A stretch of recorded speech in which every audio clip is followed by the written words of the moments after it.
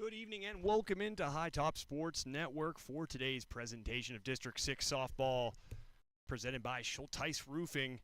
Thank you so much for joining me today here in Rural Valley, Pennsylvania for the quarterfinal round between the defending Class 2A champion out of District 6, the Southern Huntingdon squad wearing their white uniforms versus the newly minted Heritage Conference champion West Shamokin Wolves.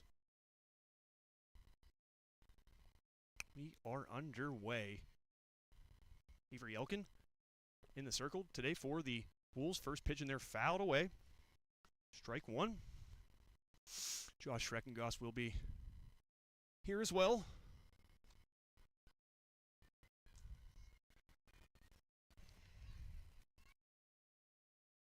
Elkin looks in. Her catcher, Lee Jordan. This one flied out between the right and center field gap, and there to camp under it was Maddie Kern for out number one. Wolves obviously riding high as mentioned, winning that the Heritage Conference Championship over Cambria Heights, who will face another Heritage Conference squad in these District 6 playoffs in Class 2A, that being Marion Center. That is, of course, on the other side of the bracket. And that side of the bracket, including the number 1 seed Bald Eagle squad. First pitch in there, fouled away.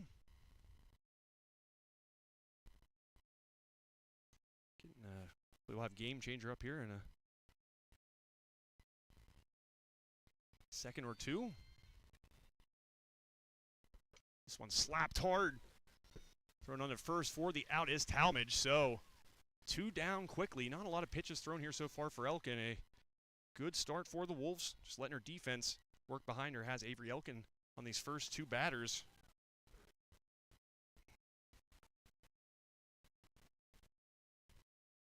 Of course, Elkin a big reason why the Wolves were able to notch their first ever Heritage Conference Championship over the Highlanders of Cambria Heights, the pitcher of record. First one in there for strike one. You know, obviously that's a big part of what Avery Elkin was able to do in that game. Throw strikes, didn't allow a walk, and really I don't recall even a 3-1 count at any point by the freshman. Getting a swing and a miss there. So Elkin now 1 strike away from retiring the side in order here in the top of inning number 1. That one a little high. Jordan has to get out of the stance to grab it. Gets it back to her pitcher. Count now 1 ball and 2 strikes.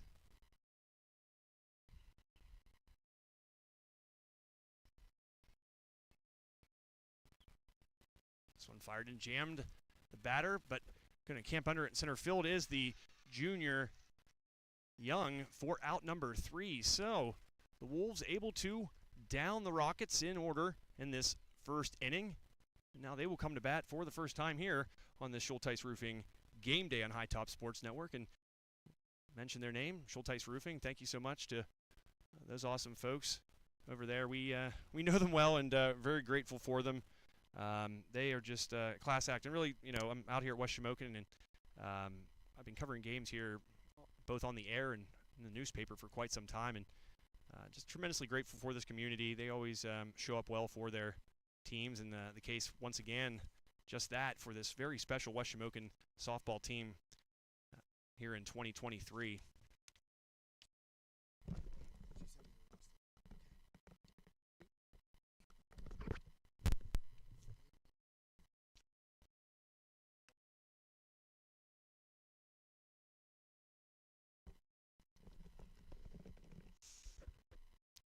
And hopefully have a couple extra camera angles for you here as well.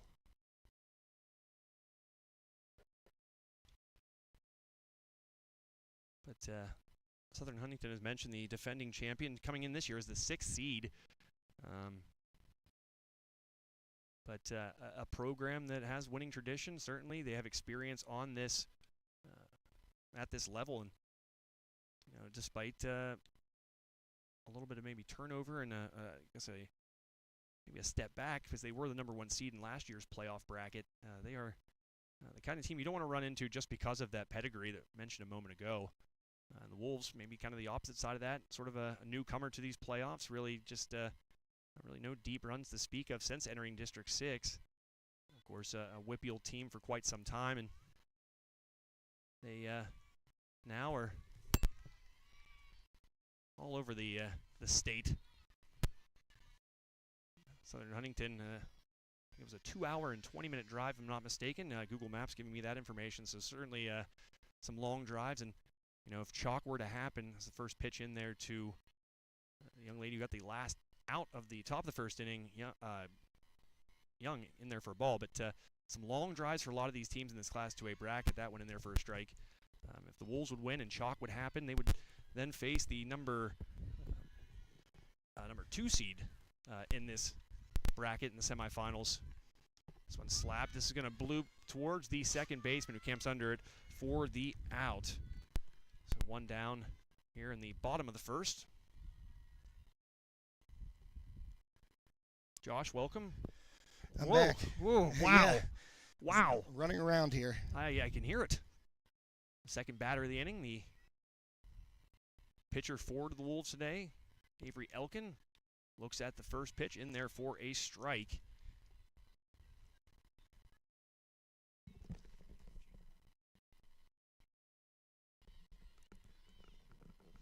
believe that's a little pitcher-on-pitcher matchup here, Josh. If I'm not mistaken, I think you have information there on Yeah, I do.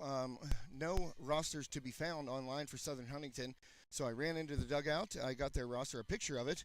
I emailed it to us, so it's on the email too. Allie Lighty on the mound for the Rockets.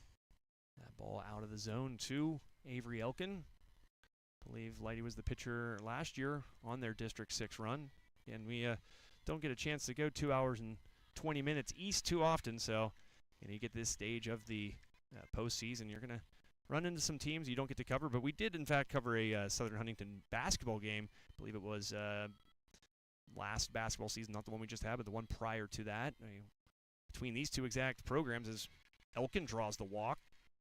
So 1 on, 1 down in the bottom of the first. But, yeah, we saw a little District 6 basketball action here 2 years ago, Josh, in which these same Rockets, except their boys basketball program, had to travel here and fell at the hands of the Wolves. So Wolves certainly would like to duplicate that feat, except here on the softball diamond today. The first pitch in there to the hard-hitting Lily Jordan, hitting that towering home run in that Heritage Conference Championship game, scoring, I believe, 4 runs, Josh, if I'm not mistaken, and being sort of the catalyst in that game, along with some contributions from some younger freshman players. Well, it's Maddie McConnell, excuse me, Josh. Lily will be up here shortly. Yeah, she'll be coming up next, I believe.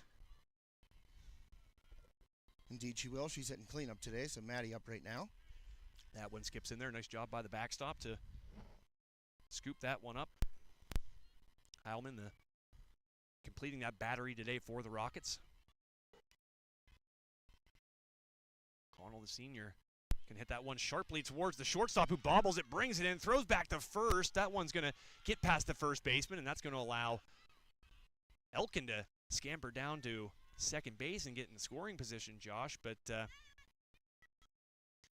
2 out still nonetheless, so a heads-up play there by Elkin to get down to second base. Not a lot of room there between the bag and the fencing behind it, but she made the move quickly, and as a result, she's now in scoring position. And now Lily Jordan will stand in, and she looks at ball 1. Well, we're out here in dead center, Joe, and that one just off the outside corner. Lighty not getting the call right there. Jordan takes ball 1.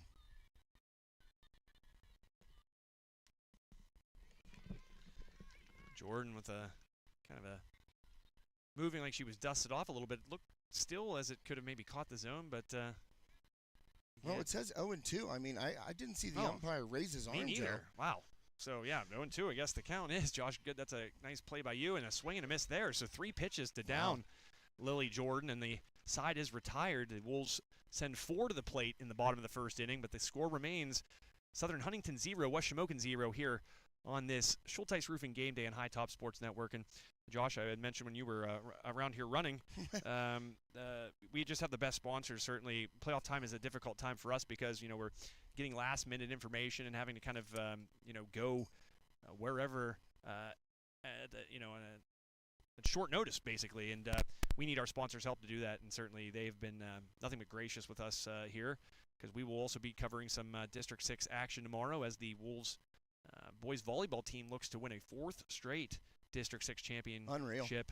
When they take on the Du Bois Beavers at Mount Aloysius College. So not only did our wonderful sponsors that you'll hear about here today help us achieve our goal of being here today and showcasing these two teams, but they also are the reason why we're able to do the District 6 championship game once again, as we were there last year. I thought the best game that I was able to cover last year in 2022, when the Wolves were down 2-0 in that game against Central Martinsburg, and came back to win 3 straight and keep their district championship win streak alive.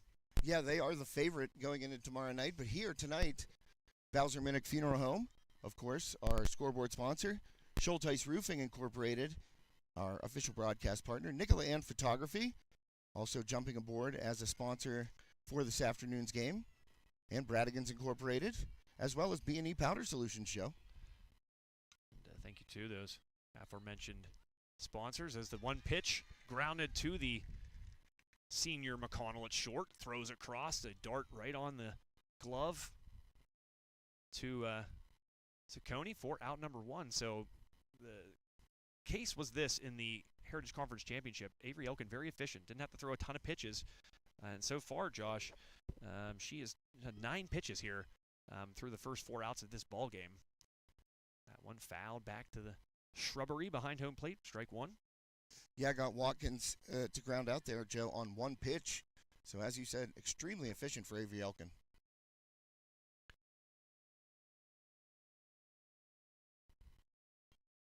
Elkin looks at what appears to be the call on her forearm there. Got the whatever is written there. I don't know that. Whenever she's being, it's like a quarterback's playbook. Yeah, being communicated from Lily Jordan behind home plate, and that one she whizzed past the batter. Jenkins. Yeah, Jenkins for Southern Huntingdon. McConnell's going to get a second straight opportunity at short, and once again, as she did the first time, a dart over to first base for out number 2. So the efficiency here and the not needing to throw too many pitches continuing for Avery Elkin in the top here of the second inning. 0-0 game, and now the Rockets will send the 6th batter to this game, Rao, to the plate. First pitch swinging. That one fouled back once again to the shrubbery, as the case was in the first pitch of the last at bat. Count now, no balls and a strike. Boy, Elkin all around the strike zone, Joe, and they are offering at it, getting a bunch of foul balls, some easy grounders, and some easy outs so far for the Wolves defense. That one high in the zone, right back to Elkin, going to throw onto first, and that was a quick inning. Once again, Wolves looking sharp. You know, the one thing, though, Josh, here, Avery Elkin started to rack up some strikeouts in that game against Cambria Heights in the Heritage Conference Championship game, and today, kind of being efficient, throwing it across, and letting that awesome defense behind her do its thing as it did in that Heritage Conference Championship game. We saw some Gold Glove caliber plays, and so far today, this defense has made the routine plays, and that's what good teams do. Well, great defense. I mean, that's a sign of a veteran pitcher, even though Elkin only a freshman, letting your defense do the work behind you. And so far, the Wolves have been clean in the first 2 innings. Mentioned some of our sponsors, thanks to B&E Powder Solutions today. We are actually in the B&E Powder Solutions broadcast booth here in center field. Yes, we are. Here in beautiful Rural Valley, Pennsylvania. Glad to have B&E Powder Solutions, spray foam insulation, and things of the sort. And as they say, it's a spray foam insulation and containment done right. Thanks to B&E Powder Solutions. I actually talked to Jason Elkin, the dad of Avery Elkin, pitcher today, and was asking about insulation because I know very little about it, and was explaining what they do in the spray foam industry right now. It's just a great thing to do. It kind of pays for itself over time. The efficiency in which you use that spray foam. You don't need too much of it, and it keeps your house much warmer than and blocks out those drafts. Much better than the old school, just sort of Pink Panther. Jinx no return. Man. Wow.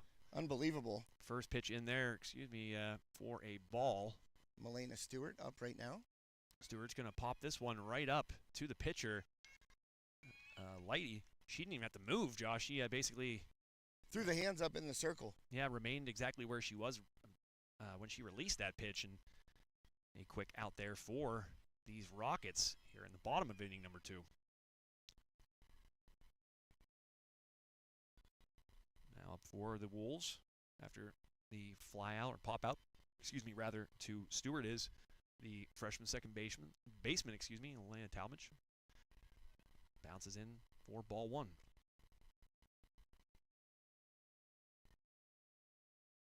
Great day for softball compared to how it usually starts, Josh. You you know it better than just about anybody. You get caught in the worst weather, it seems, in the spring, and this year much the same. But today you couldn't ask for better weather, and it's a little maybe slightly overcast, but keeps the sun out of everybody's eyes. Beautiful.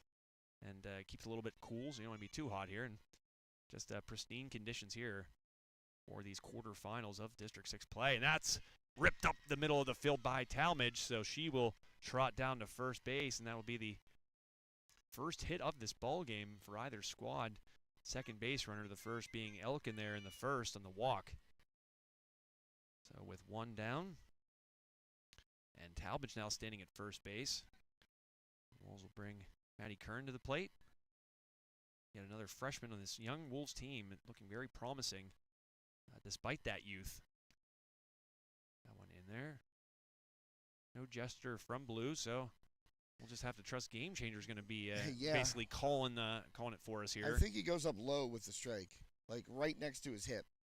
Everybody's got their move. That was a ball, though, apparently. Big cut there by Kern. Swing and a miss for the strike. Count now.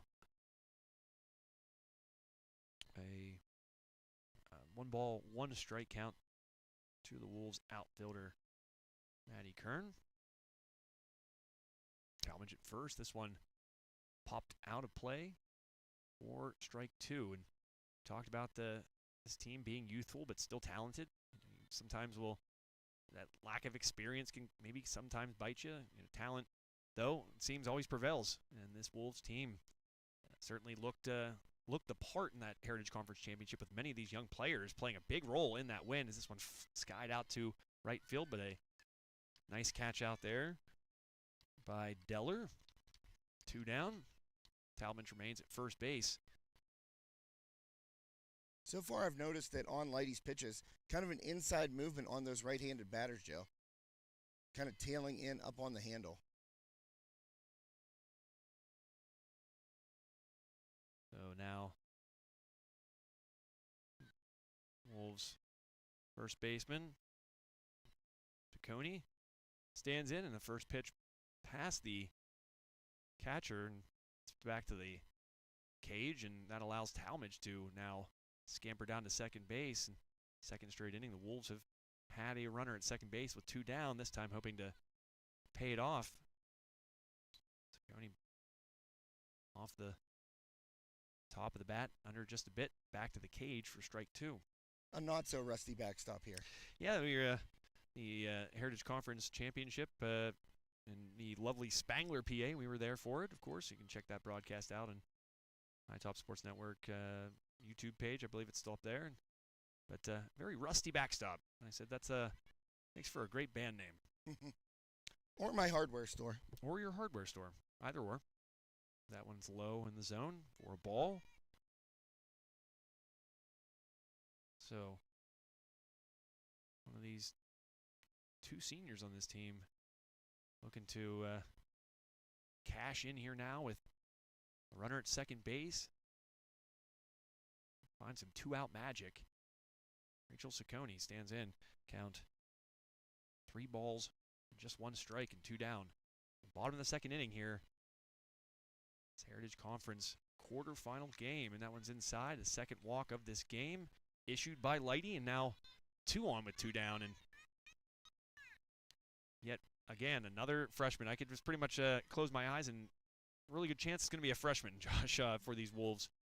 As Liam Mondi, the left fielder for the Wolves, part of that dynamic pitching duo that we saw all season long in the circle for the Wolves, will now stand in and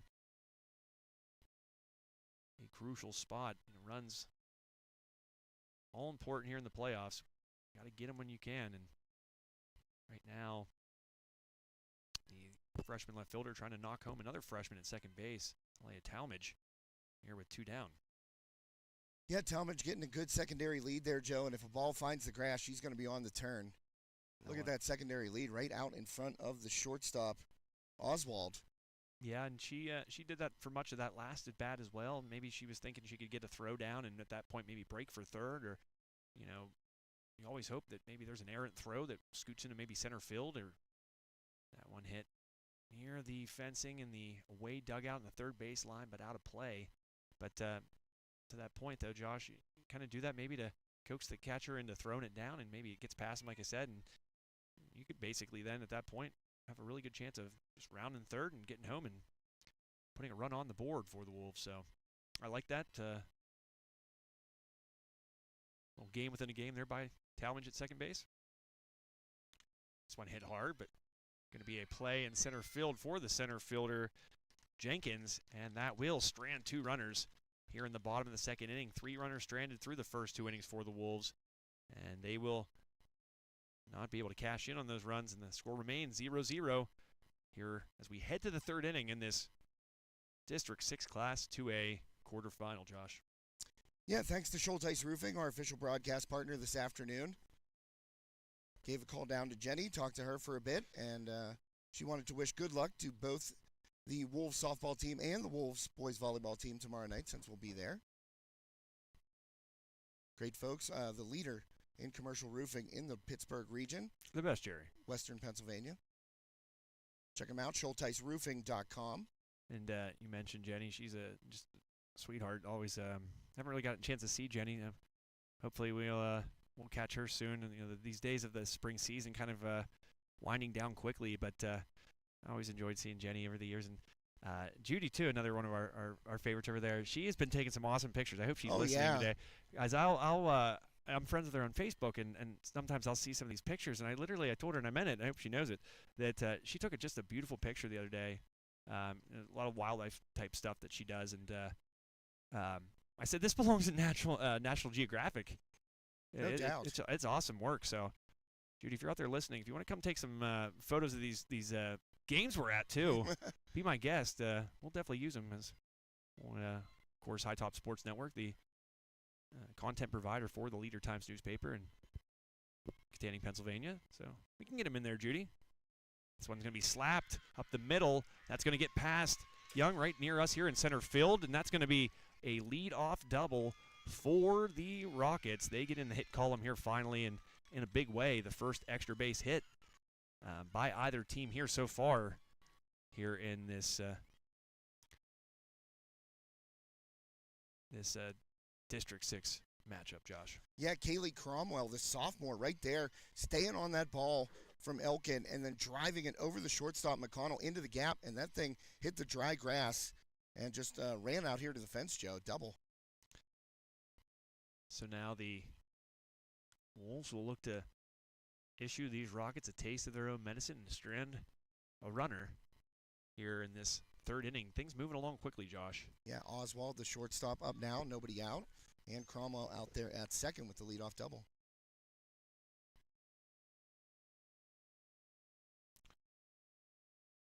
Strike there's the aforementioned Oswald. Moves her bat and issued a strike, and the count now, 2 balls, 2 strikes, as the case was. Elkin getting ahead in these counts, not falling behind. I said while you were sprinting around the diamond. Yeah, getting some exercise. Yeah, I got a sheen of sweat on me right now. That's become commonplace these days. We're just putting in work. But I wish it showed up on the scales. But Elkin, as I said, I don't remember a 3-1 count in that Heritage Conference Championship game, Josh. I could be mistaken, but I truly don't recall. Yeah, no, she didn't get to 3 balls maybe more than twice in the entire game. I recall a full count. But right, but do you ever remember her falling behind 3-1. No, I do not. Count now. 1 ball, 2 strikes. That one bounces in, and it'll even the count at 2-2. Yeah, big out right here for the Wolves. Got to get Oswald. Started her out 0-2, and you want to get that out and not allow Cromwell to advance. There it is. Catching that inside part of the plate. Runner's going to go. Stewart with the tag, and she's out. A nice job there. That throw by Jordan on the money. And that gets that leadoff runner and erases Cromwell, as you mentioned, Josh. My goodness, how was that not strike 3? I mean, we're pretty much, I don't know. That looked like strike 3 to me. I said, got her, but I mean, Lily Jordan gets the out anyway, firing down there and getting the caught stealing at third. Trying to move the glove back in was Jordan, and that has to be a frustrating feeling there for the Wolves, as I saw what you did there, Josh, and I think maybe sometimes you get caught looking at that runner going down towards third base and forget about the pitch that had just been thrown, maybe not seeing exactly where it was received, I guess. And as a result, runner at first base is now Oswald, but still good for the Wolves that they were able to get that runner out of scoring position thanks to the arm of Lily Jordan, and of course the good tag by Stewart down there at the hot corner. As the first pitch in this at bat to Deller, the right fielder. A strike. Third inning here. This one fouled away between the reigning District 6 champion Southern Huntingdon Rockets and the up-and-coming West Shamokin Wolves.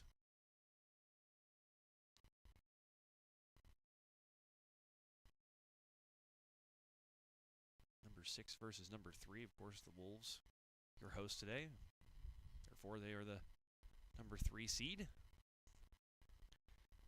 They're on that side of the bracket, so if they would win and chalk, as I mentioned, Josh, would play out, they would go on to play at Penns Valley.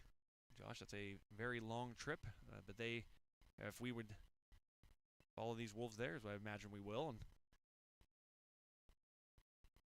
they are taking on Mount Union, I want to say, the lower seed. So we are all Mount Union fans today, Josh.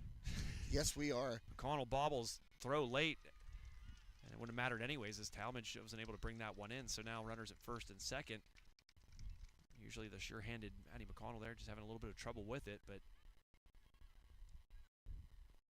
no harm doing. They can get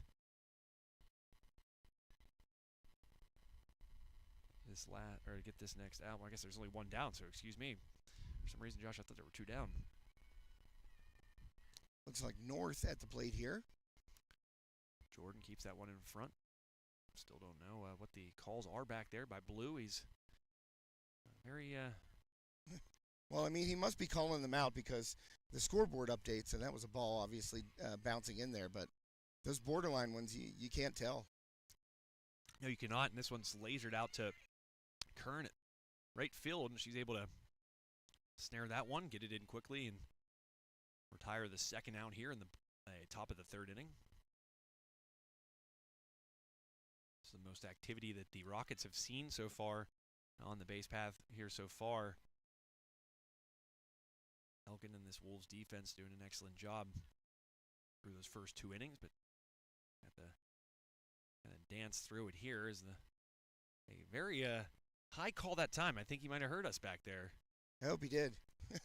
I appreciate it's difficult it. For us. Yeah, I certainly appreciate it if he did, and it's tremendous stuff. Put the hand up high there, called that first strike. Elkin fires this one. Nice pitch on the inside portion of the plate. Blows it past the lefty. Lighty, pitcher, of course.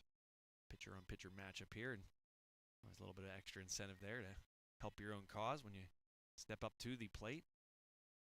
Elkin trying to retire her mound opponent today and send her team in the bottom of the third inning, still tied at 0-0.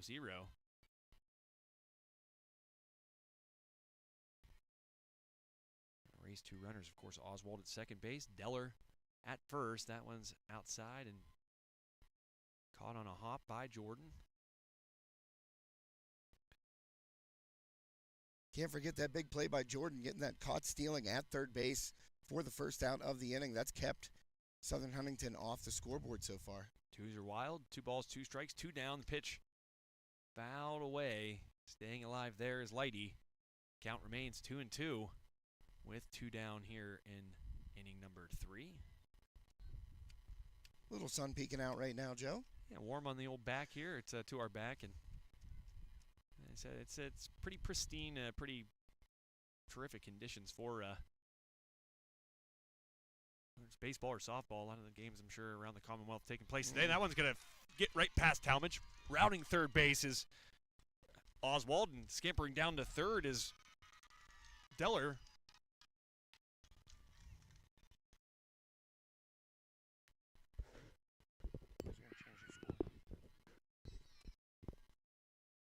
So 1-0 lead now.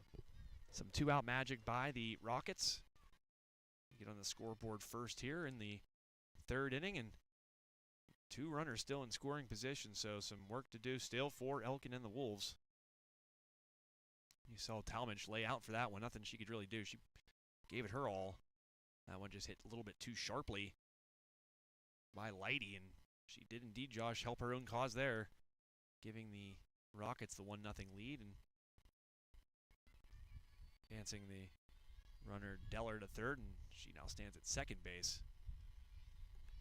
Strike there by Elkin, the batter Heilman, the battery mate of the young lady standing at second base.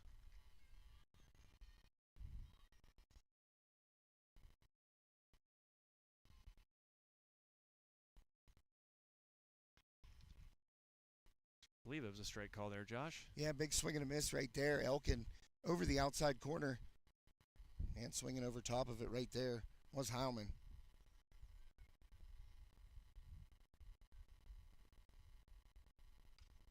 That one's hit into left field. Monty's going to have to track it down, but it's foul. Originally off the bat, Josh, we're actually sitting on the grass here. Slightly to the left field side of second base. Not by much, though. No, but the way that came off the bat, I actually thought it would landed in fair territory, but not the case. Break for the Wolves.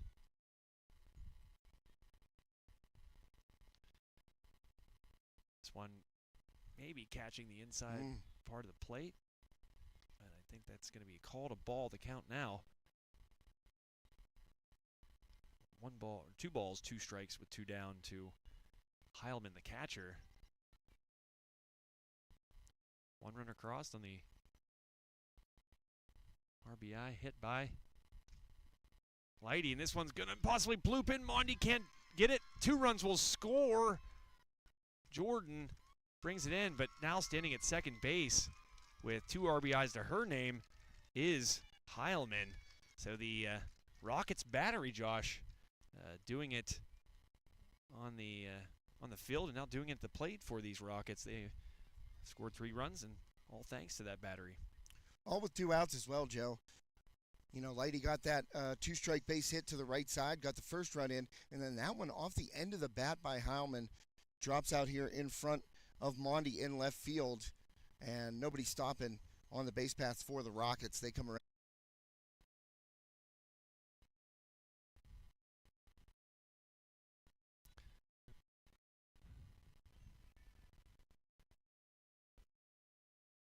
So Lily Jordan, 1 hopper off the left field fence over the head of the outfielder and Watkins, and still 1 down, and a big cut there by another power hitter in this lineup for the Wolves.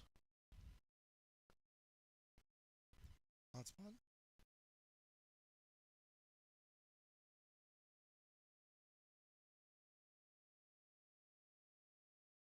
Not sure what happened there. We have a button on our screen. It says it's our stop stream. It's like our heart and our soul. It unclicked itself, so hopefully you didn't miss anything there. But haunted are these fields here at West Shamokin Junior Senior High School. Haunted is this complex. Big cut there, and Stewart is retired. So now 2 down, and Wolves still with 2 runners in scoring position. And I believe Alea Talmadge is the next batter for the Wolves. She collected a hit in her last at bat and really would like to do it again here with Jordan at second base and Maddie McConnell at third. That one outside. A good eye there by the Wolves' second baseman.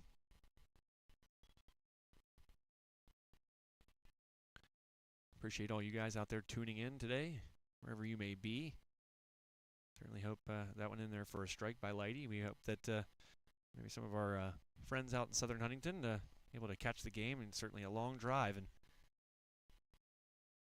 that's why we do this. We hope that for those that just can't make it to these games are still able to feel like they're a part of the action, especially come playoff time. And that's all due to our sponsors, Josh. We have our the best sponsors. I always say that. They know how we take our job serious. And that one's going to be roped into right field. 1 run will score, 2 runs will score, and Talmadge steps up in a big spot. A second straight hit by her, and just her second at bat. And the Wolves tie it up on the 2-run single by Talmadge. We're all tied up, Josh. Striking quickly are the Wolves, and they're not done quite yet. Oops. Here in the bottom of the third. Talmadge having a day so far. This one's going to be hit to the second baseman, tossed though over to the shortstop, who was able to step on the bag and get the force. But got those runs back though. Indeed, thanks to Lily Jordan with a one-hopper off the left field fence that drove in a run, and then Alea Talmadge bringing home the aforementioned Jordan and Maddie McConnell to tie this one up at 3 apiece as we head to the top of the 4th inning. Tied in this District 6 Class 2A quarterfinal matchup between the number 3 seed West Shamokin Wolves and the number 6 seed Southern Huntingdon Rockets, 3-3.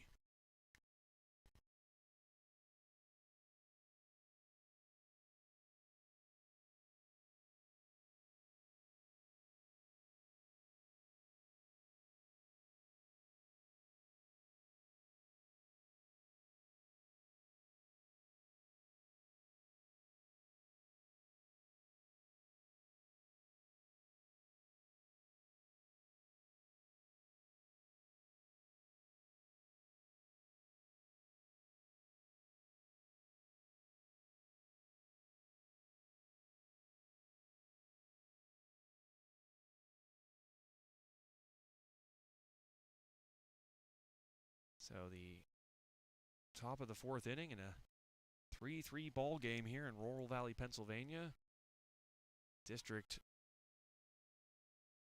Defending district champion Southern Huntingdon Rockets. I think it's a cool mascot. You know, we cover a lot of Mars games here on High Top Sports Network, and they're the Fighting Planets, so be an interesting battle between the Fighting Planets and Rockets. Battle of space mascots. I like it. You like that? Space Force. Yep. Count it. Yep, that never happened, unfortunately. I was looking really forward to that, whatever that would have been. President Trump promising us a Space Force never happened, sadly. I think they made uniforms. Did they? I think so. Why do you make uniforms for something that never comes to be? I don't know. That's a shame. I think it's part of the Air Force. Yeah, okay. But it's Space Force. I believe so. Okay. This one roped hard. Diving play by McConnell. She's going to try to throw from her knees, and boy, oh boy, what a good throw that was. But probably should have just held on to that one. Scone's going to still try to throw down a second, but the damage already done there as Jenkins gets down to second base. Give Maddie McConnell credit. Going to her knees and throwing a laser from that position, but maybe should have just ate that one as her throw was off the mark. And as a result, Jenkins is able to scamper down to second base, Josh.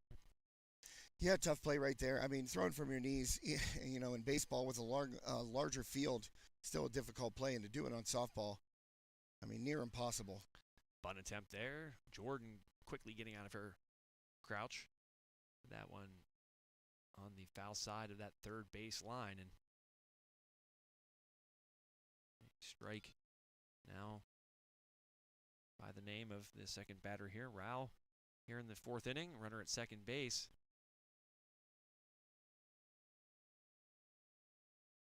Tied up game in the quarterfinal round. This one swung on hard a little bit early was Rao, and as a result, well foul down the third base line.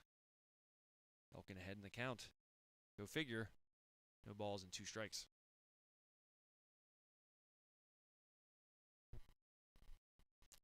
roped over the head of the base runner. Young's going to gather it in. She's going to fire it in quickly to prevent. That's a nice one hopper there, but that does allow the base runner to get down to second base. Give credit to Young. She threw a dart, a one hopper to Lily Jordan. You almost, if you're the Wolves, we're hoping that Jenkins was going to try it around third and head home, because had she, the throw by Young might have been mighty close, Josh. Yeah, just before that strike base hit there by Rowe, I was going to say Southern Huntingdon has done a great job hitting with 2 strikes, and she just delivered right there. That's a great point. They come up with some timely hits. Of course, 2 outs hits in the third inning, which they put 3 on the board.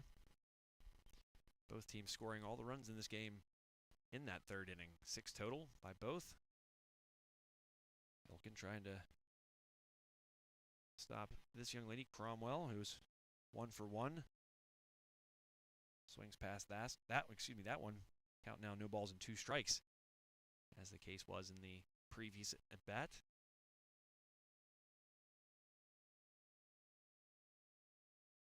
That one, a strike 3 swinging, took something off and put it in the outside portion of the plate, perfectly placed there by Elkin for the strikeout to retire Cromwell. And now, with 2 runners still standing in scoring position, the Southern Huntingdon team will send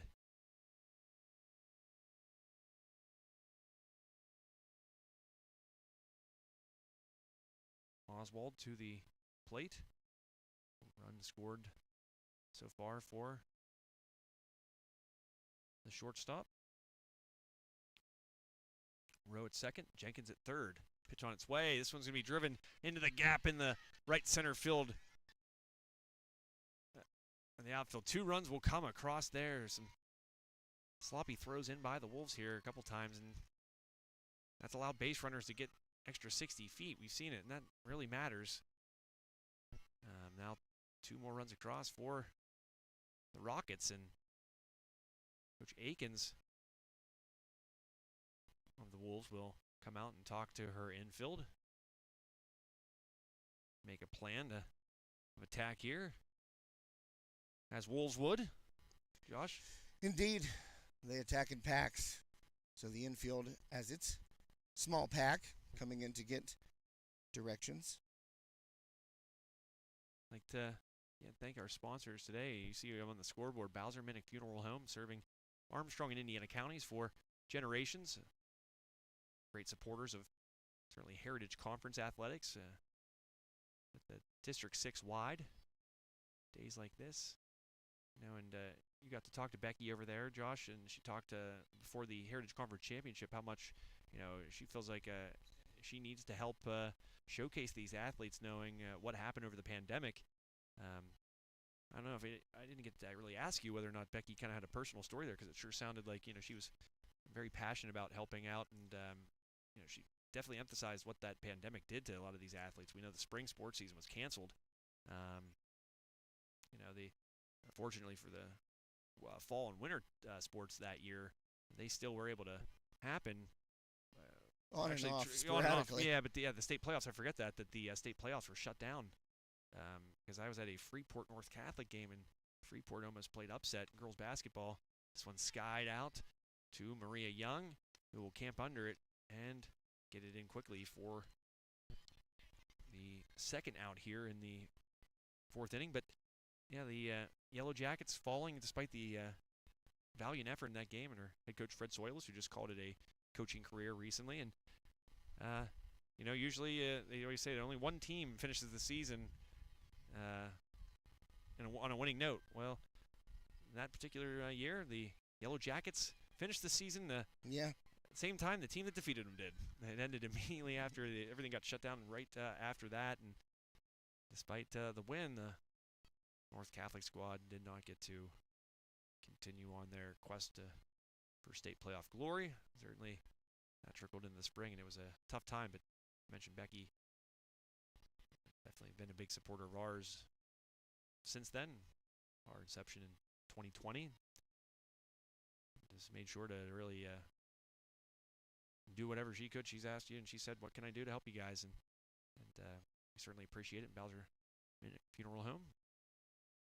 There's a swing and a miss going up top there was Elkin for the strikeout, but once again the Rockets able to do a little bit of damage as they have two more batters, or base runners, excuse me, cross the plate, and they take a 5-3 lead. So back and forth after kind of a slow start by both squads. Over the first 2 innings, no one came across, and then both teams scoring 3 apiece in the 3rd inning, and then the 4th inning, at least the top half, we're about to settle in here to the bottom half of the 4th. But the top half, the Rockets able to plate 2 more and reclaim the lead 5-3. Yeah, one thing, just going back to your point about Becky at Bowser Minnick Funeral Home there in Indiana County, she had a personal attachment. A lot of her nieces, nephews, younger kids, she said they became disillusioned with sports, having to sit inside throughout the pandemic, everyone being on lockdown. You couldn't get back and organize those sports and practice or play games with their friends, kids they had grown up with playing sports, and that's why she is such a staunch supporter of what we do. She said, you guys showcase these young student athletes, and if maybe there's a younger player out there, youngster that is interested in softball and maybe comes across this somehow and sees it and has that interest maybe sparked or re-sparked, she wants to be a part of that. And she said, if you guys, the way you showcase these young student athletes, the teams, the hard work, the dedication, if even one kid out there sees it and says, hey, I want to be a part of a team, I want to be a part of that, and goes out for the team, goes out and maybe rediscovers a sport they had played prior to the pandemic, she said, my job is done. So we really appreciate Becky, Bowser Minnick Funeral Home, and Beyond the Sunset Pet Crematory. Yeah, super awesome stuff there, Josh, and certainly Becky, part of a great business that's been around supporting Indiana and Armstrong counties, and a tough business because typically there's a lot of sadness around what they represent, being a funeral home. But when we talked to her in the past, she talks about how they're a community member. They look at themselves as kind of having to be crucial to their fellow neighbors in the county, both Indiana and Armstrong. As the first pitch of this bottom half of the 4th inning grounded up the middle. Nice play there at short by Oswald. We've seen her make a couple nice plays, a couple nice exchanges between her and the second baseman, North. And now that'll bring Liamondi, the outfielder, to the dish for the Wolves with 1 down in the bottom of the 4th. Jammed shot there, and the aforementioned Oswald able to camp under that one for out number 2. So 2 up, 2 down with 2 pitches thrown. We talked about the efficiency of Avery Elkin there for the Wolves in the early portion of this game. But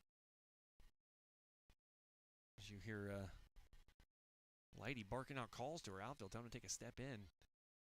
Talk about leadership right there. As her first pitch in there with 2 down is a ball to the leadoff hitter, Maria Young, Wolves center fielder. 1 for 2 so far here in this quarterfinal game. Looks at that one. Called a strike. The coolest part about our sponsors, they all do something different. We got Jason, of course, and B&E Powder Solutions that do spray foam insulation, containment systems. Nicola Ann Photography. She took the photos for the West Shamokin boys, or the baseball team and the softball team this year, amongst the boys volleyball team, I believe. Yeah, voted one of the top photographers in Western PA by the Post-Gazette. Like I always say, I walk into a gym and I know which photos are hers. I certainly urge you folks, because she's got an office in Katanning and, of course, Lawrenceville. So she's really kind of able to reach you wherever you may be. And, again, check her out online. It's on Facebook and her website, NicolaAnn.com, I believe. NicolaAnnPhotography.com, yeah. Yep. You can find her on Facebook, too. Just search Nicola Ann Photography, Nikkala space ANNE Photography. And you won't regret it, certainly. We see him a lot because she's a big part of the sports community and taking photos for the teams around here, Armstrong County. Throw on to first. Oswald having a big inning. That go around at short, and down go the Wolves quite quickly there in the bottom of the 4th. No response, as the case was a inning ago in the 3rd. They still trail 5-3. as we head to the 5th inning here in this Heritage Conference. Almost. The Heritage Conference season is, believe it or not, already over. We are in District 6 play, the final portion of the season, really the final portion of the high school sports year. Hard to believe, Josh. It just feels like yesterday we were calling football games in the fall and watching some huge performances. Well, it really does.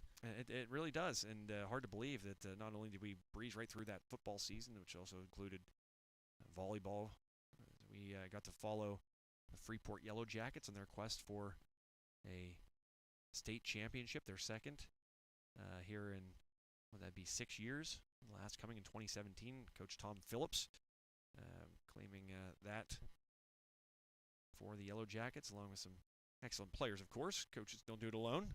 And the gentleman I just mentioned got elected into the Whippeal Hall of Fame last night, and well-deserved, certainly. We're huge fans of Coach Phillips out at Freeport and his Lady Yellow Jackets will head into the 2023 season as defending state champs, as the case was back in 2017. So talked about the fall, and in the winter we certainly had some great basketball content on the network, but the theme there, it certainly seems like this year has just breezed on by as that one is roped into the gap. The Rockets getting some good aluminum on it, Josh. I was going to say wood, can't do that, but the hitting right now, quite noticeable. And that time it was Lighty who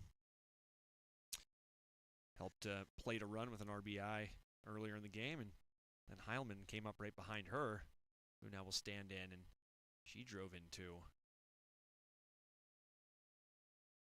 It looks like the Wolves will make a pitching change.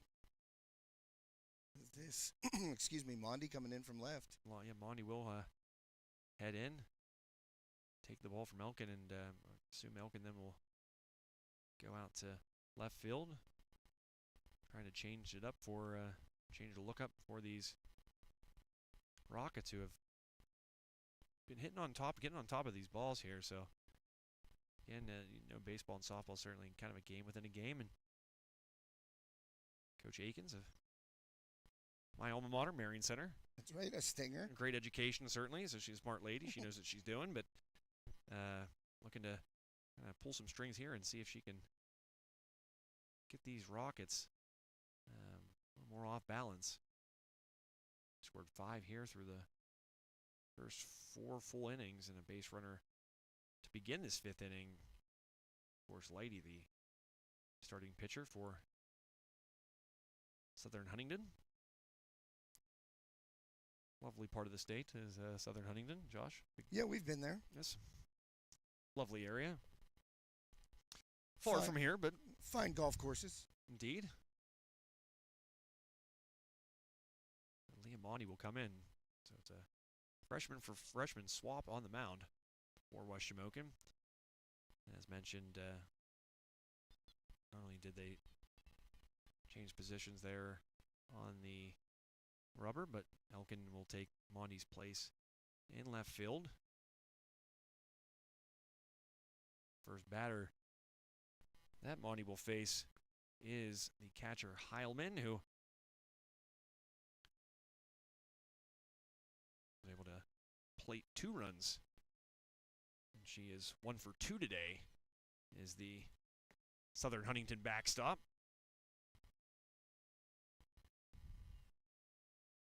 This one hit foul towards the spectators in their folding chairs, and a few Wolves making up a student section over there.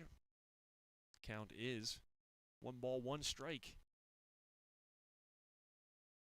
No one down. Lighty at first. Wolves trailing by 2. Top of the 5th inning.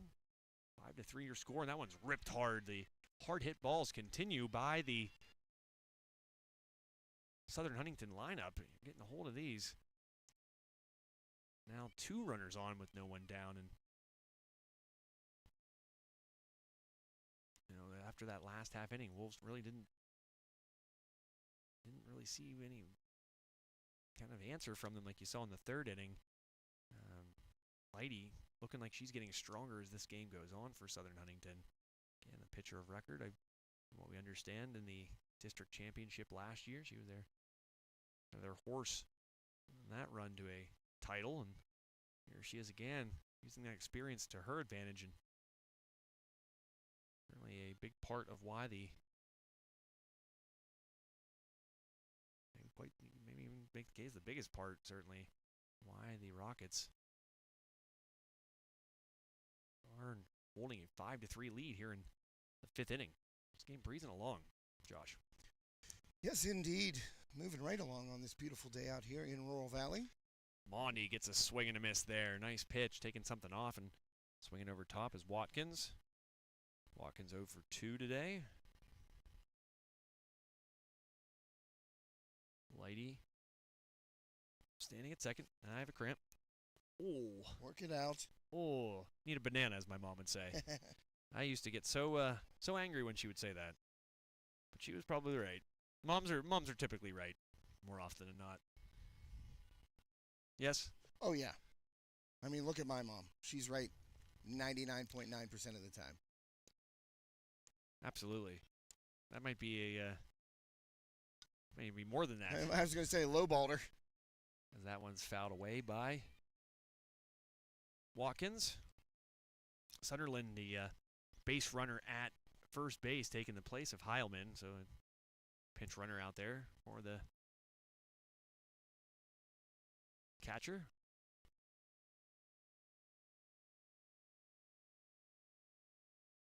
Mondi replacing Elkin in this inning.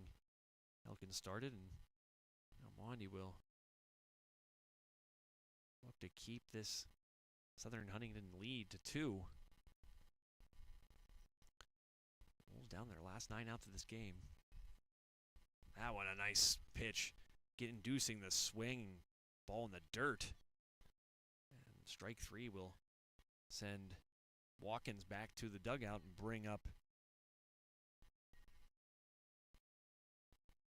with one out here in this 5th inning. Lighty at first and Sunderland Lighty at second and Sunderland at first.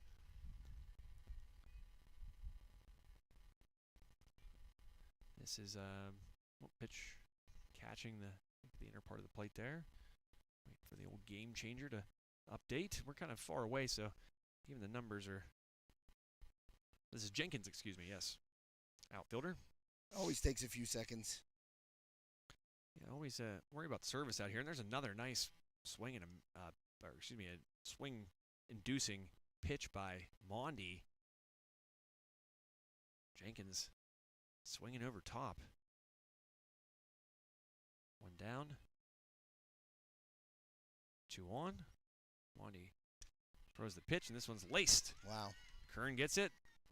Lighty. Oh, is right. Very close at first base there, Joe. Kern with a dart. Gets to it quickly, throws over to first base, and trying to think who is that's infamous for doing that. It's Emma Smerrick of the... yeah, I was going to say Emma Smerrick for the Riverhawks. Seen her do that a few times. Yeah. And those Riverhawks, of course, also residents of this Armstrong School District, like the West Shamokin Wolves. Both teams combining, I think, Josh, would we figure 32 or 33 32 straight wins between both of these programs. That one fouled off the leg of the batter Rowe. 4 strike 1. 1 down here in inning number 5. But the Riverhawks, I believe, Josh, will play in the Whippeal semifinals on Thursday, if I'm not mistaken. Yes, they will take on the number 12 South Fayette Lions. Number 12? Yes. They're the 12th seed? I believe so. I had that. They are the 4th seed, I do believe. Yeah, maybe. There's been chalk so far. It would be Trinity and Shaler on the other side of that bracket. Shaler is the number 2 seed, Trinity number 3, and if I'm not mistaken, that would make the Lions of South Fayette the 4th seed in that Class 5A Whippeal bracket. Of course, the Riverhawks looking to defend their Whippeal championship. This one blooped to McConnell. Easy play for the senior. Now 2 down and no damage done there. Ball certainly not deep enough to bring home a run on the sacrifice. So the Wolves looking to strand 3 leave these bases loaded and come to bat in the bottom of the 5th. Behind by just 2, but talk about maybe the biggest moment of the game here right now, Josh. A hit puts 3 more. You could see this lead balloon, or you could go into these final 3 half innings at the plate if you're the Wolves. Still down by just 2, so crucial moment in this game is Cromwell, who's 1 for 2. We'll look to break this one open while Mondi looking to set her down. Nice job there again by Jordan, but where Stewart was positioned, couldn't get that tag down on Lighty. Snap throw. Yep, Jordan with a gun there at the catcher position for Shamokin. So 1 ball, 2 strikes, and 2 down. Oh, I'm sorry, 1 ball, 1 strike with 2 down. Fun attempt. A little backwards English on it, and Jordan will snare it, pick it up, and get it back to her pitcher in foul territory. 1 and 2 with 2 down. A huge pitch right now here for Mondi and the Wolves. Bases loaded, 2 down, 2 strike count.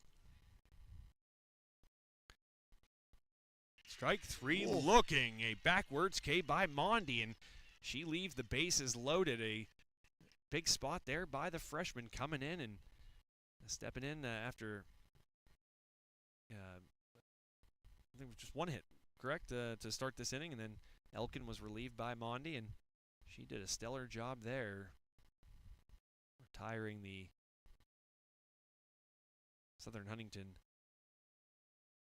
batters and keeping this just a 2-run Rockets lead as we head to the bottom of the 5th inning. Josh, we gotta change our our inning. It's actually the 5th. So sorry out there if we confuse you. This is the bottom of the 5th we're heading to, and Wolves will look to strike, trailing by 2.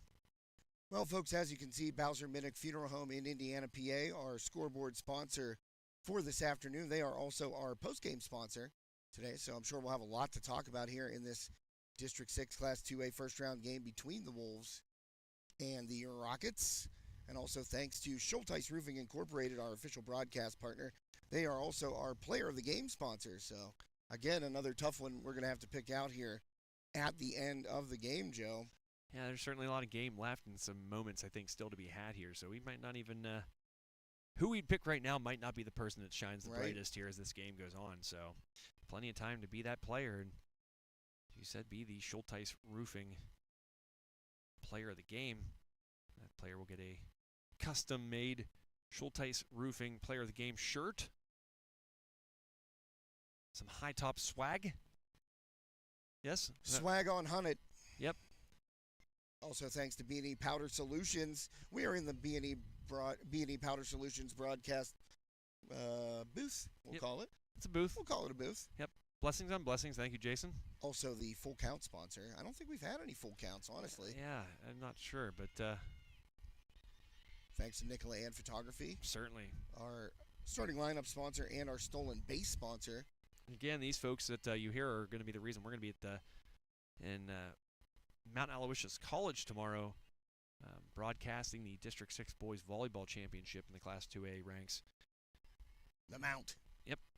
And the Wolves will look to make it 4 straight. This one ripped hard by Elkin. Smoked indeed. One hopper off the fence. She'll round first base and stand up at second base with a lead-off double. Avery Elkin doesn't just do it at the do it in the circle. She's able to swing a good stick too, and she gets that lead-off double. Just what the Wolves needed here to get some maybe momentum back on their side. Taking out a little frustration on that ball, Joe, maybe? I would think so. Also thanks to Bradigans Incorporated, our play of the game sponsor. Today, make sure you check out Bradigan's 7 Card Guard locations in Armstrong County. You can fill up. I am a Card Guard member. I can personally vouch. And Bradigans Incorporated, they always adjust to market prices. You're never going to pay more. Bradigans Never lost. Always matching the market, and they don't just do it once a month. It's a continual thing throughout the week. So you're always going to pay the best price with Bradigans. This one, another play in center field, and oh man. Elkin too far off the bag there. She must have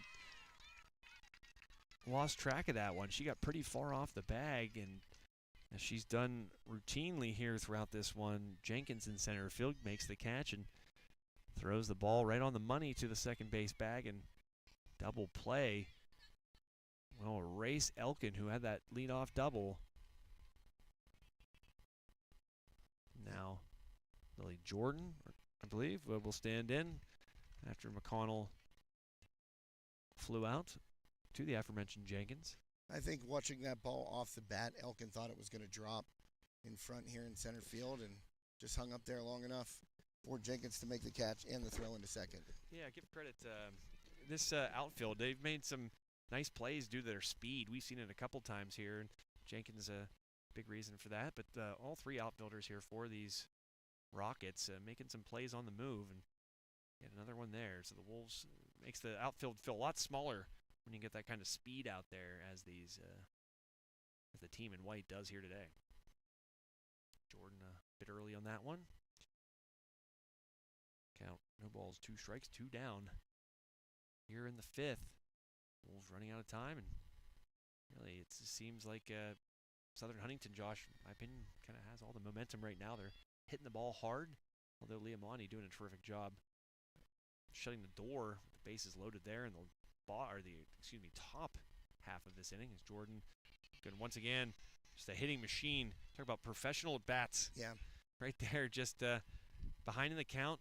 Know that's a strike, and just kind of throw your bat at it. Don't try taking it. Don't try pulling it. Ball's in that outside portion of the plate, and she just sticks the stick out, and not to be redundant, and is able to line it on the ground past the second baseman. So Jordan will stand at second base, and Elena Stewart.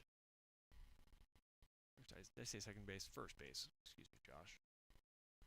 You know, Jordan, on the previous pitch of the one she hit to right field for that base hit, it was a changeup. She was out in front, and then Lighty tries fastball away. And like you said, a professional at bat right there. Jordan able to get a good piece of the bat on the ball, just hitting a hard ground ball between first and second there for a base hit. That was a really impressive at bat down 0-2. Yeah, just putting bat on ball. And the ball was kind of putting it where it needed to be put, I guess you could say. A lot of players will kind of reach a little bit, and then it turns into just sort of a lazy fly ball. This one, another blooper in towards the shortstop, and down go the Wolves. Another base runner stranded as they trail by a score of 5-3. Just 2 innings left here, Josh. We are now into the 6th. This game moving right along. It's only 5:15, believe it or not. Wow. I know. That is incredible.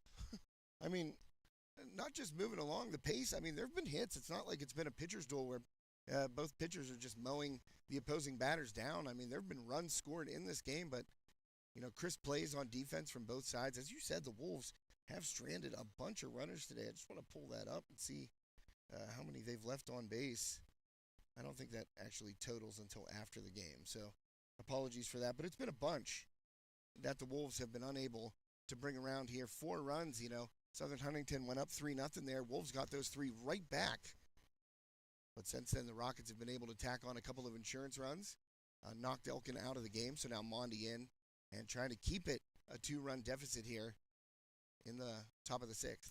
Josh, why don't you tell the folks about polyurethane coating systems? Well, here's something I don't know anything about, but I do know that B&E Powder Solutions is the leader in polyurethane coating solutions. You know why? Because I looked it up.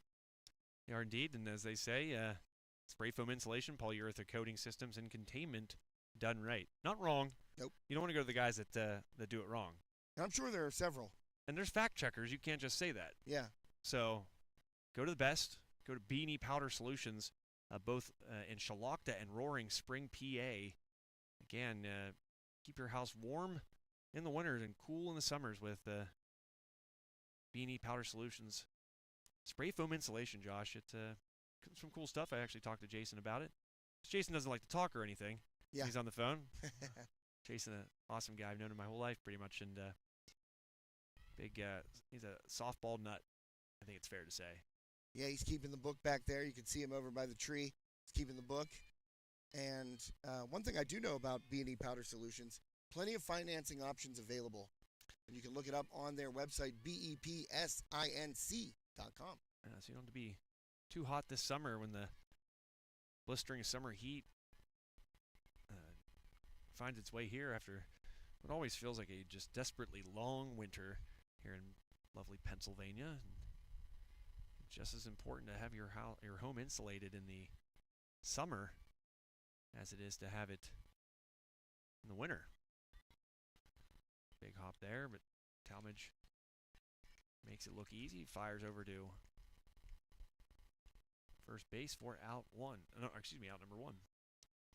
So a good job by Mondi, Josh, coming in here so far, and kind of as we were curious if she would, kind of just showing a different look and giving these Rockets a different look, and has done a nice job. First pitch, swinging right back to the aforementioned Mondi. Fires to first for the out, so 2 down quickly here in the top of inning 6. Hey, you'll take that all day. 1 pitch, 1 out.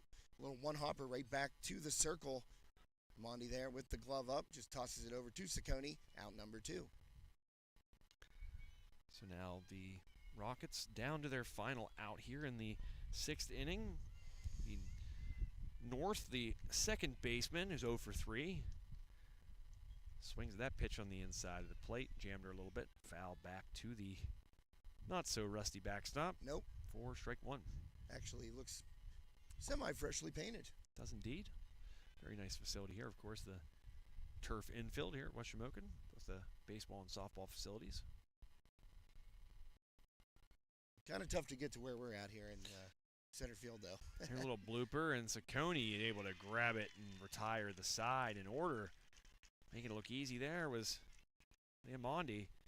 Now the Wolves running out of chances. They're down by 2. Down to their final 6 outs of this game. They'll come to bat here in the bottom of inning number 6. Trailing the defending District 6 Class 2A champion Southern Huntingdon Rockets 5-3. Josh, I always say online that, say on the air, online, I guess we're both, right? We're online and on the air. Yeah. That Nicola Ann photography is just awesome stuff. And I always say, I bet you, if I walk into a gym, I will not be wrong whether you say, is that a Nicola Ann photography poster or not? Because, and you said this during a broadcast recently, I was tuning in to hear your luscious vocal cords share the information of a game that's going on. And you said that it's some of the other things she does. Not only is she just a phenomenal photographer, but she does some really great editing work to give you some cool little backdrops, especially for sports scenes. You know, like there's one of a flaming bat. You couldn't do that back when we were in high school. You wanted a flaming bat, you had to actually set that thing on fire. Sometimes, which I actually did. Yeah. In my senior photos, I had a flaming basketball. Did you really? I 100% did. It was really on fire, though. Now that you never knew this. No, what did you put? Like Zippo fluid on top of it or something? Yep. It was like or the chafing dish. Like an alcohol, yeah, and it burns off. But for a moment there, you're holding a flaming ball. Nowadays, the pros, like people like Nicola Ann, can just sort of use her talent, her skill to make it appear like the ball's on fire, whereas I had to stand there with said ball, fearing for my my hand getting burnt. Safety. And thus, not the face I would have liked to have had in a senior photo. But that's why you trust the folks that know what they're doing and do it right. And Nicola Ann Photography, certainly that. Again, rated one of the top photographers, in Swallowed Bug. Oh, man. I saw it buzzing around, too. Well, I'll finish your thought. One of the top photographers in the Pittsburgh region, studio locations in Katanning and Lawrenceville. And Nicola Ann doesn't just do sports photos. She does it all. Senior class photos, wedding, engagement, newborns. Yep, I was going to have a newborn shoot, like me. Yeah. Wrapped up, like swaddled. Swaddling. Yep, swaddled, and haven't heard back from Nikki. Yeah, 6 foot 4 inch baby. Yeah, I'm thinking she's avoiding me, Josh. I'm joking she's such a nice lady. She'd probably do it. She'd probably do it and not say a word to me to make me feel like a. We might have to sign a non-disclosure agreement. She'd be like, "Do not put these out into the public." And a ball off the end of the bat of the red-hot second baseman, Leia Talmadge, who's really been a bright spot here today for these Wolves. She low battery there, so it has to catch up. Nope. So now just 5 outs left for the Wolves. Addison Kern, the right fielder, nearly threw out a play at first base the last half inning. We'll try to get something going for the Wolves. Kern is following up Talmadge, who was 2 for 2 going to her at bat before the ground out to first. And as for fellow freshman Kern, she's 0 for 2. Count 1 and 2. I believe 2 Kern. Or excuse me, 1-1. So not a very descriptive call there by Blue. I think he's calling a pretty fair game, though, all things considered. But just wish he could signal for us guys out here. How many feet away would you say here, Josh? 230. Yeah, about 230. That one back into the evergreen. You know, there are sometimes whenever we're broadcasting from Armstrong Stadium, broadcasting the Riverhawks baseball team, where you're 512 feet away, which we figured out, that I can actually still hear the umpire calling the strike. That's twice the distance plus some from here, and this one's a tough one to get a read on. And give credit to Lighty, who's just kind of buckled down. Here's a hard hit ball, and talked about errors. The defense of Southern Huntingdon has been excellent here so far, and I was wondering if they were due as the ball goes off the hands, or rather the glove of the third baseman, Cronwell. And as a result, Kern stands at first. We'll see if this comes back to bite the Rockets, as some of the mistakes that the Wolves have made on the defensive side of the diamond have come back to bite them, Josh.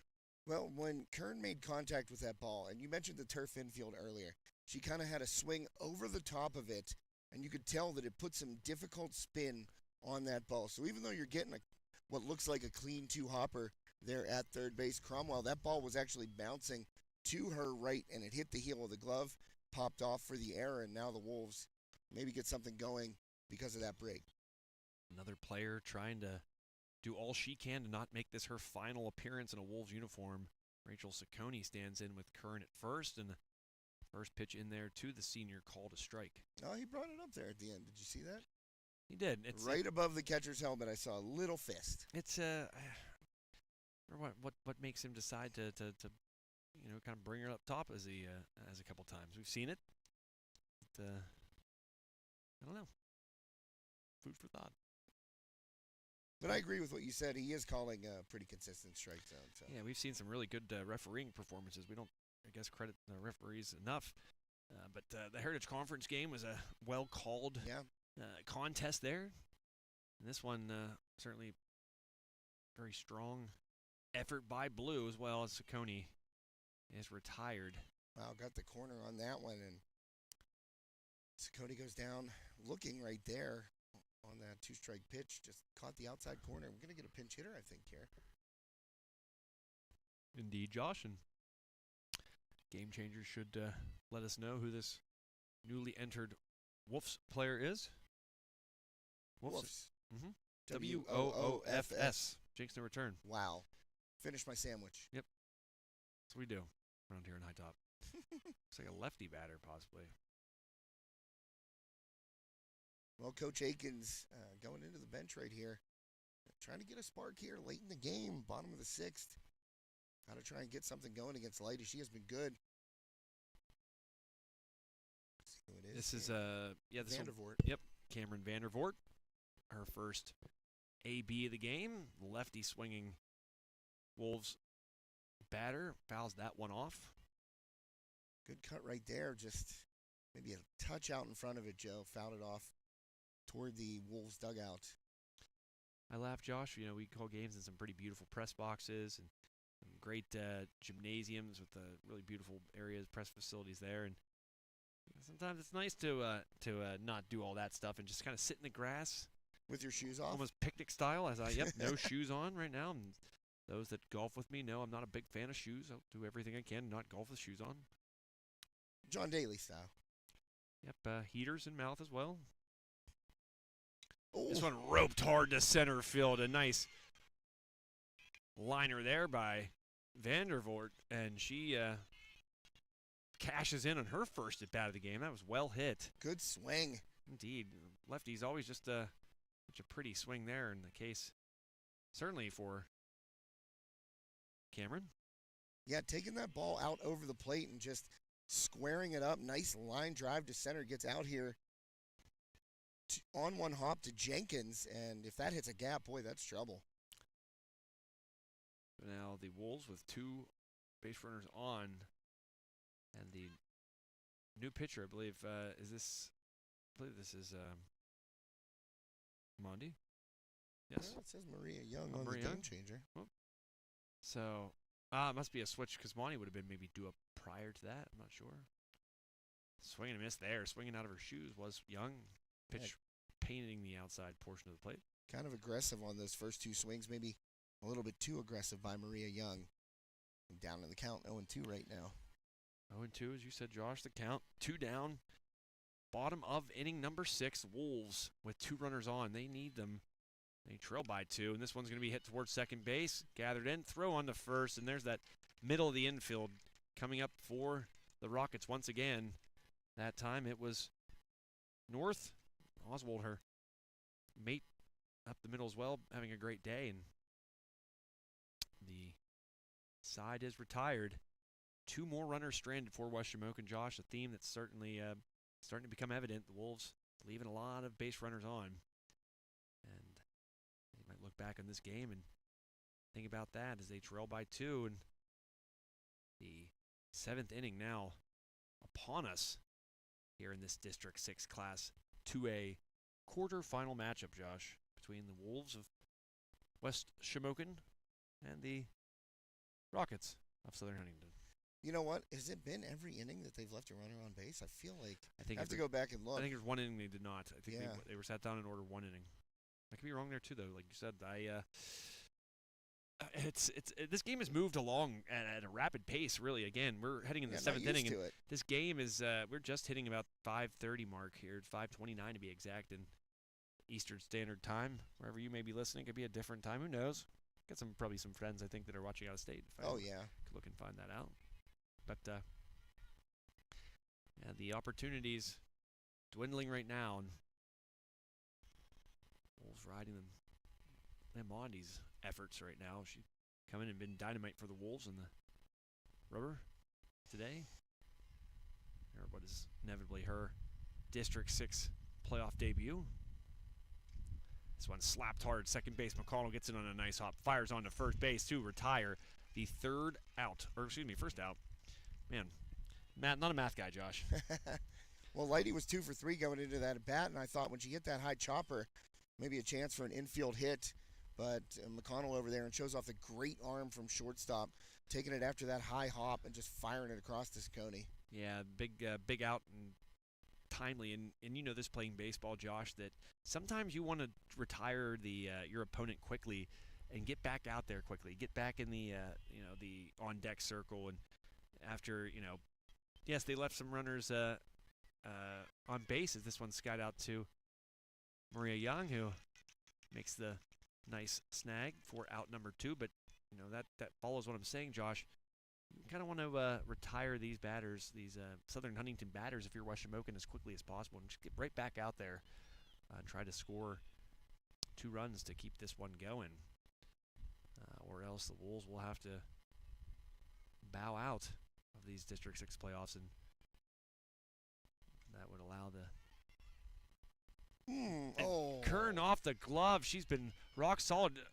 Nice throw in and a scoop by McConnell.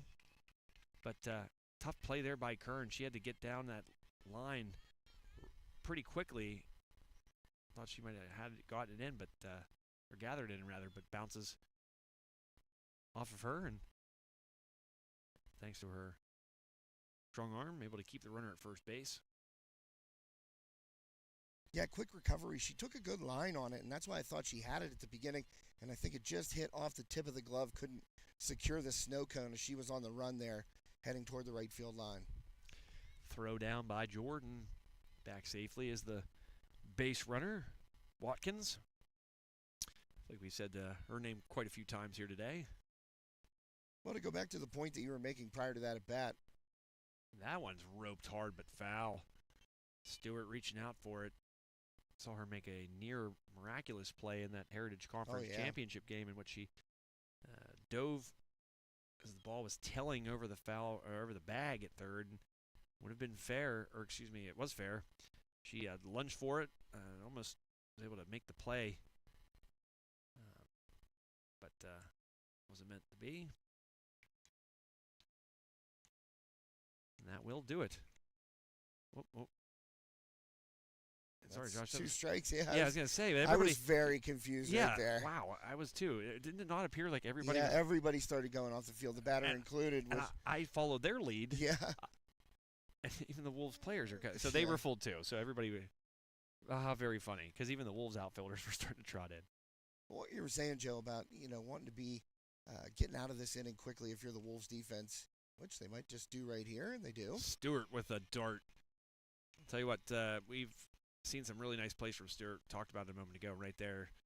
Doesn't seem like the first baseman ever has to move their glove when Stewart gets the throw over there. So, to your point, Josh, yes, the Wolves will now head into the crucial, pivotal bottom of the crunch time indeed of the District 6 Class 2A quarterfinals here on the High Top Sports Network. The High Top Sports Network, Schulteis Roofing Incorporated game day. Yep, Schulteis Roofing, a leader in commercial roofing, and make sure you give them a call today.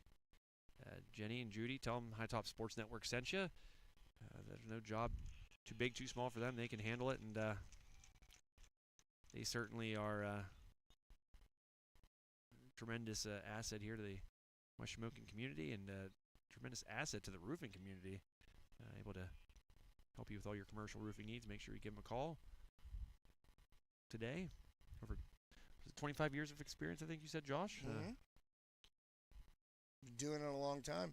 Check the website, too. You see a lot of photos of previous projects and state-of-the-art stuff. Massive buildings. Yeah. I wonder how long some of those jobs take, and probably for them, being a leader, probably quicker. And that's something probably when you own a commercial building like that, you want to get it done, not waste too much time. And that's why you should call Schulteis Roofing. And heck, you should probably, if you want an awesome photo of some nature. I'm trying to remember exactly what. We saw the bald eagle. We saw the owl. Amazing. The owl was great too. The owl was great too. But maybe Judy will be kind enough to also take a lovely picture for you and throw that in with your roofing job.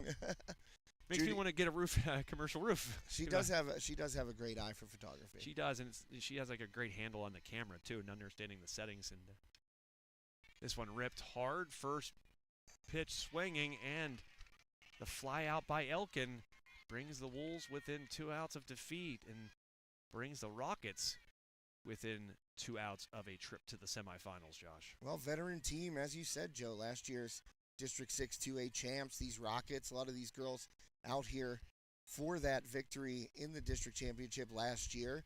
And sometimes, it doesn't matter if you're a lower seed. That playoff experience, being battle-tested, these Wolves up and coming, as you mentioned, very young team, don't necessarily have that playoff experience. Really a great season, though, for the Wolves. It's not done yet. Still a couple outs to go. Heilmuth, a nice scoop, but a ball there, too. The third batter in the Wolves order, Maddie McConnell, contemplating what could be her last at bat of her high school career if the Wolves are unable to score here. But a good portion of their lineup at the plate now to rally. Ball lined high out to right field and reeled in for out number 2. West Shamokin trailing 5-3 down to their final out. It's Lily Jordan, the dynamic catcher, the junior. Big part of their Heritage Conference Championship. Meets assistant coach Alexis Adams down there in the third baseline. Gets some encouragement. Smiles exchanged there, and now Jordan will stand in. No one on base, so Jordan cannot tie this up with one swing. I'm sure the Wolves would love someone on the base path right now with Jordan at the dish, but Wolves will have to do something if Jordan is able to extend this game, get on base, or hit a solo home run, bring them within one. It's possible. Got that kind of power, a towering home run. Only Jordan hit in that Heritage Conference Championship win over Cambria Heights. That one called a strike. So 2 balls and a strike, 2 down, bottom of the 7th. Southern Huntingdon looking to return to the semifinals. And the Wolves will be eliminated. Southern Huntingdon comes to Laurel Valley and steals the win. The number 6 seed downing the number 3 Wolves by a final of 5-3 here in these District 6 playoffs in 2023. So that's all she wrote for this Wolves team, Josh. 2 seniors will depart, Saccone and, of course, Maddie McConnell. But you look ahead to the future here in this program in Laurel Valley and West Shamokin Junior Senior High School. The future is certainly bright, Josh. Contributors all around the diamond that are either freshmen or sophomores, and the feeling right now, there's no consolation right now for these Wolves, as you see some disappointed looks and some disappointed faces on the side of the West Shamokin side of the diamond, but a lot of optimism and certainly a lot to look forward to here for this program, Josh. Yeah, no reason for this West Shamokin team to hang their head at all. Heritage Conference champs. Yep. I mean, just a tremendous year. Great winning streak here going into the district playoffs. Today, just kind of snake bit. Couldn't get those runs around, left a lot of runners on base. And you got to give credit to Southern Huntingdon. They made the plays in the field. Allie Lighty, aside from that one blip where West Shamokin came back and tied it in that inning with a 3-run inning to tie it up after the Rockets had scored 3 in the top half. Lighty was great. Her defense behind her, very solid, a battle-tested team. But these Wolves, as you said, Joe, very young team, not losing a lot. McConnell, Saccone gone, but otherwise the whole team coming back. And they really made big strides this year, winning that Heritage Conference. 16 wins on the season. A lot to be excited for in the years to come. Hard to believe, but this is the first time the Wolves have suffered defeat in what has it been, Josh? It's been a while. It's been a very long time. I'll see if I can pull that up. But as I said, that will end the combined win streak of Armstrong School District girls softball teams. Riverhawks will have to now carry the torch in the postseason, but there were 32 straight games between the Riverhawks and the Wolves. And the Wolves side of things will end today here in the quarterfinal round of the District 6 Class 2A playoffs. Last loss was April 4th. April 4th. So that's when you were freezing and getting sleeted on. And my tent would fly up and then swing around and hit me in the face, and people would have to come to my aid and help me control the AIA broadcast tent that day up at Armstrong. But yeah, I mean, the Wolves have not lost in a month and a half, and unfamiliar feeling, of course, here to experience it in the district playoffs after such a long winning streak. But really a great year for West Shamokin. Like I said, nothing to hang their head about. Yeah, the case could be made one of the most successful, probably I would say, Josh, I think it, despite the loss here in this game, the most successful season this program has experienced since joining District 6, and more specifically the Heritage Conference. Right. Never won a Heritage Conference championship up until now. So, it's going to take a while for this team under the guidance of terrific coach Megan Akins. Certainly her fingerprints all over all of those wins you mentioned in that month-and-a-half long win streak. That's what Marion Center people do, Josh. Hey, yeah, they do. All they do is win. All they do is win, win, like win. DJ Khaled. Yep, indeed, and well said by you. But again, it's probably going to burn. It's going to sting a little bit here today, but really boils down to what we talked about in the pregame. It was maybe more talented side overall. West Shamokin, that 3 seed,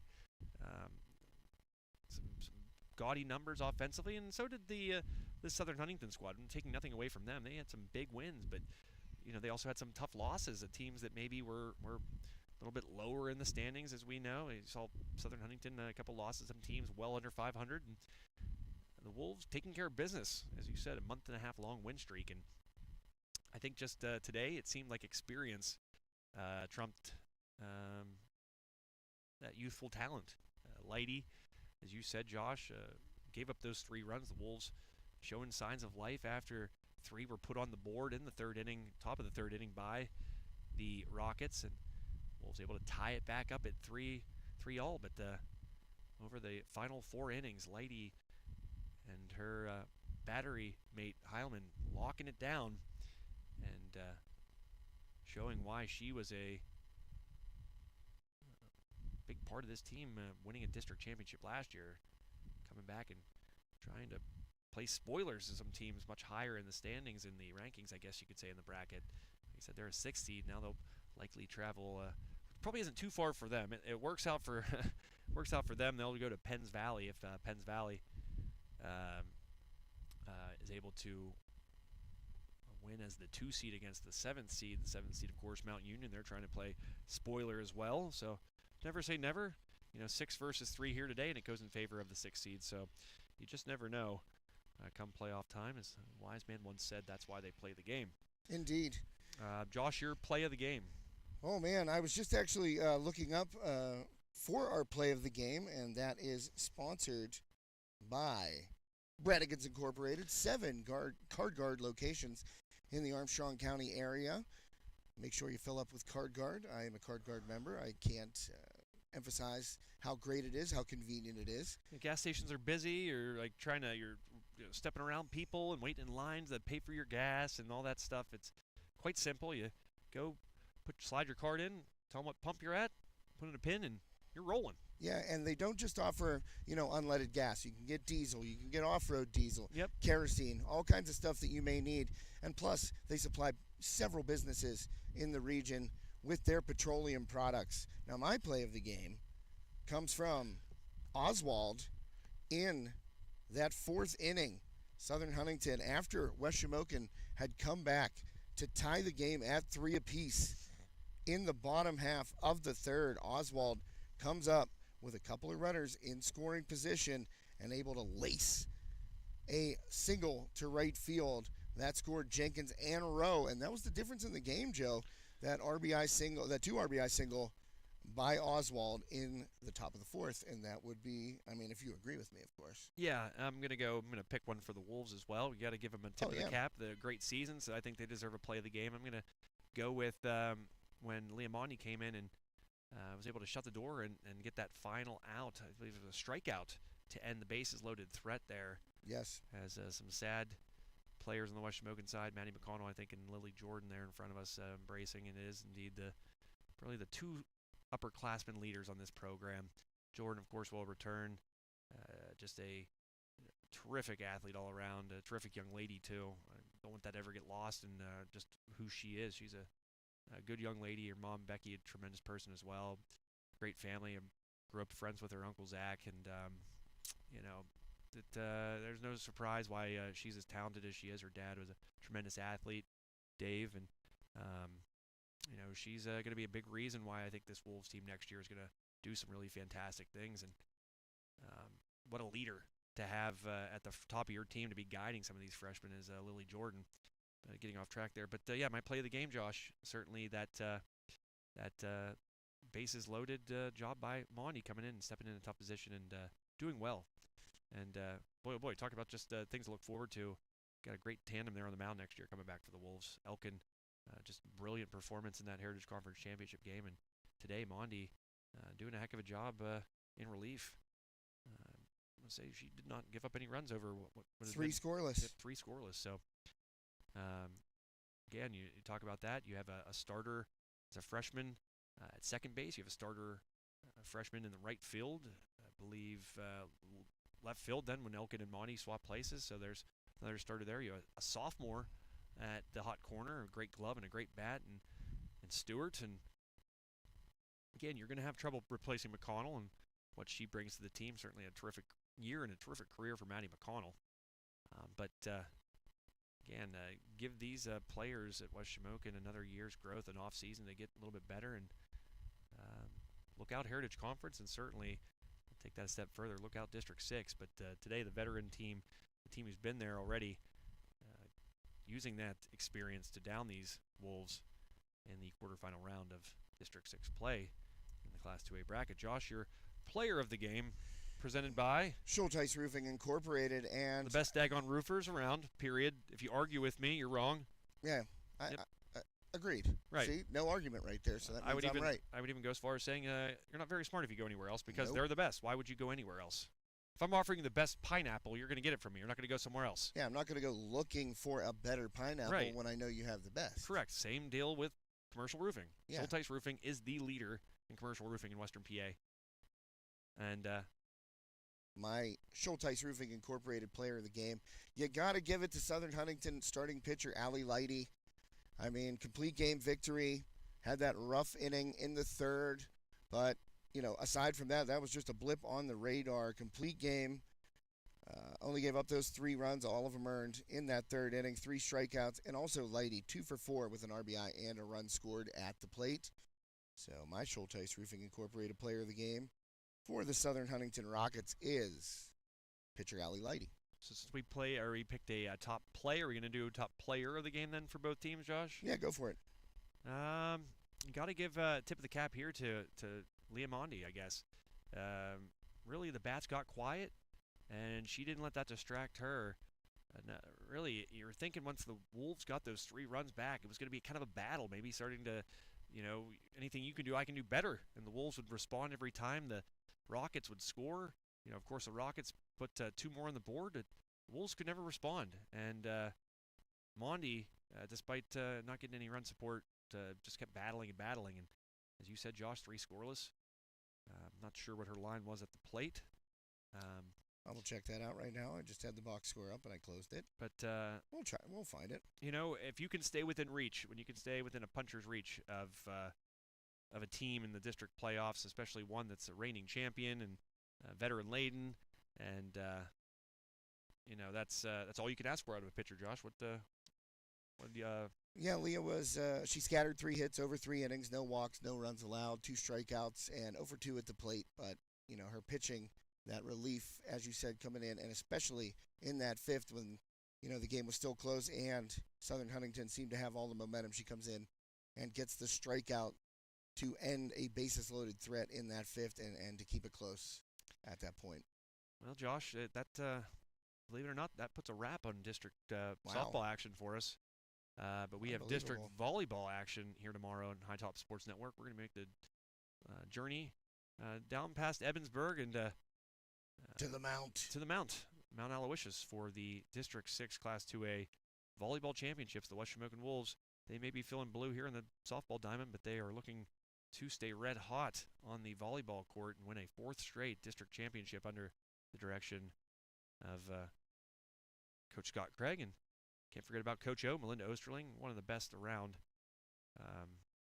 They certainly have a really quality team this year, Josh, and you talk to Coach Craig a lot, and they're trying to make some waves in the state playoffs, not just the district playoffs, but certainly a nice feeling if they can win 4 straight tomorrow, and we hope to bring it to you here on High Top Sports Network. Definitely looking forward to going down there. You got treated to arguably our best game of 2022 last year. Yeah. In that District 6 Boys Volleyball Championship, and I'm sure Coach Craig and Coach Osterling are hoping tomorrow isn't as close. Yeah, certainly not, and it should be a good time, though. Looking forward to it, as you said last year, one heck of a match. But before Dan Spencer unknowingly locks us in here, because that sounds like something he would do, we're gonna. Oh, we're getting locked in for sure. Yeah, we're gonna pack things up here and get on going. But make sure you do tune in. Still plenty of action left here in the spring. We talk about volleyball tomorrow, state playoff action. We are locked into that as we have a team, some games that we already are eyeing up. That's going to be a little bit. June 5th, start those state playoffs for softball. So make sure you are following us on Facebook, Twitter, on YouTube, and of course checking out our website, hightopsportsnetwork.com, to see when your favorite team plays next here in the playoffs in 2023. So I want to thank you out there. Thank you so much for your time. We appreciate you so greatly. Josh, thank you for doing this with me here. And thank you, sir. Another lovely day of softball action here in Western PA in the Armstrong County. A great place to live and be these days. Great day to be alive in Armstrong County. Oh, yeah. Beautiful. So, and thank you guys out there. We appreciate you. You guys make it worth it. You make it fun. You could spend your day doing plenty of things, but you spend it with us, and we certainly appreciate you for it. So, for one final time for Josh Schreckengoss, my name is Joe Rhodes.